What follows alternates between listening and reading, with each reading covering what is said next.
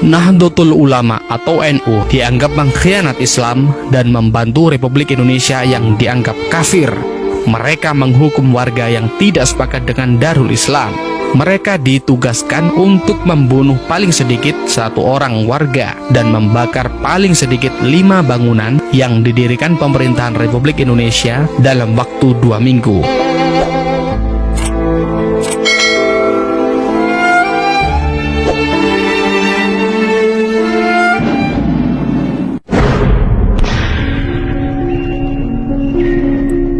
Sepulang dari Bandung menuju Jakarta, Kiai Idham Khalid, Ketua 1 PBNU, menginap di Puncak.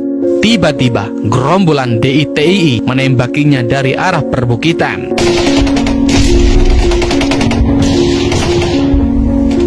Dia tiarap di kolong ranjang. Untungnya, segera datang bantuan tentara dari Cipanas. Kontak senjata berlangsung berjam-jam. Mereka lari menjelang subuh dengan menderita banyak korban jiwa dan luka-luka. Di pihak tentara juga ada yang terluka.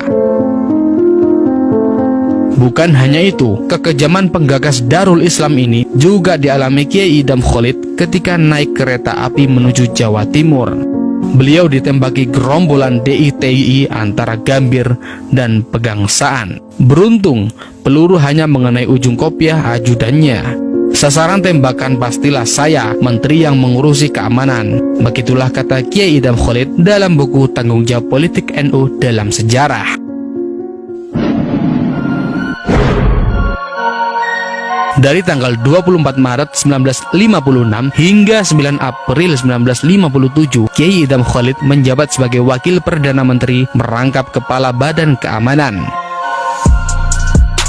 Kata Kiai Idham Khalid dalam buku Tanggung Jawab Politik NU dalam Sejarah, tugas saya yang paling berat adalah menghadapi gerombolan yang membawa dalil-dalil agama Islam, yaitu Darul Islam Kartosuryo di Jawa Barat, Ibnu Hajar di Kalimantan Selatan, Kahar Muzakar di Sulawesi Selatan, dan Tengku Daud Beuruh di Aceh. Menurut Kiai Idham Khalid, DITII, sang penggagas Darul Islam ini merugikan umat Islam. Banyak umat Islam yang menjadi korban kekejaman mereka. Mungkin di Aceh tidak terjadi perebutan seperti di Jawa Barat dan Sulawesi Selatan, di mana gerombolan DITII membakar madrasah dan masjid yang tidak sependapat dengan mereka. NU pun masih dianggap sebagai mengkhianat Islam karena keluar dari Masumi, juga dianggap musuh utama DITII. Mereka menganggap NU membantu Republik Indonesia kafir atau RIK. Beberapa orang pimpinan cabang NU di Jawa Barat dibakar rumahnya oleh DITII, bahkan ada yang ditembak mati.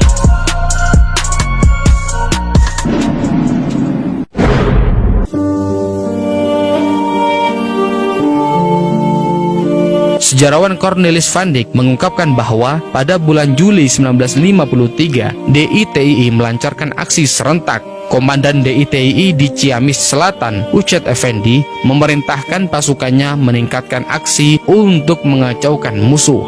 Mereka melakukan tindakan apapun untuk membuat kekacauan. Kata sejarawan Van Dyk dalam buku Darul Islam, sebuah pemberontakan, Angkatan Kepolisian Negara Islam milik DITII ditugaskan untuk menghukum warga yang tidak sepakat dengan Darul Islam. Mereka ditugaskan untuk membunuh paling sedikit 1 warga dan membakar paling sedikit 5 bangunan yang didirikan oleh pemerintahan Republik Indonesia dalam waktu 2 minggu. Ancamannya, bila ada anggota yang gagal melakukan aksi ini, akan dituntut secara hukum.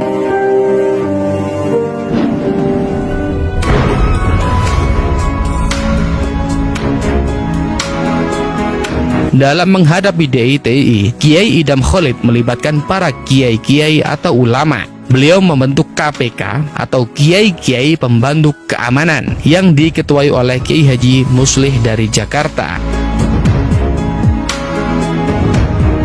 Anggotanya ditunjuk 1 orang dari masing-masing wilayah di mana terdapat pula DITII.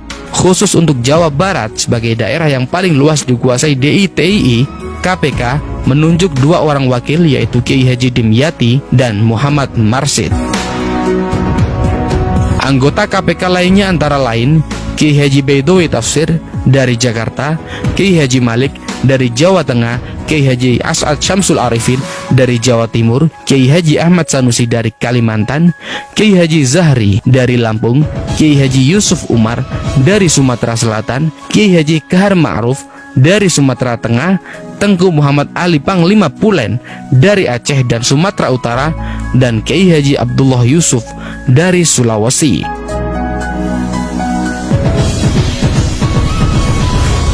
Mereka dengan sungguh-sungguh melaksanakan panggilan kewajibannya sebagai seorang Islam dan warga negara untuk berbicara dengan rakyat tentang kesadaran mematuhi ajaran agama dan hidup bernegara. Mereka melakukan kegiatannya melalui pengajian atau kegiatan lainnya.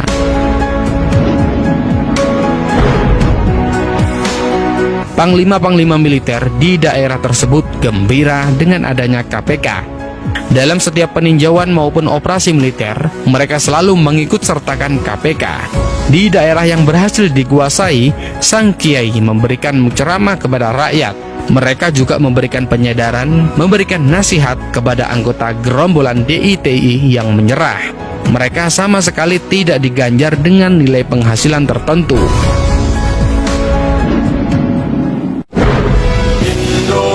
Indonesia negeriku, engkau panji martabatku. Jasa ulama, jasa kiai-kiai pembantu keamanan tidak bisa saya lupakan. Begitulah kata Kiai Idham Khalid dalam buku biografinya.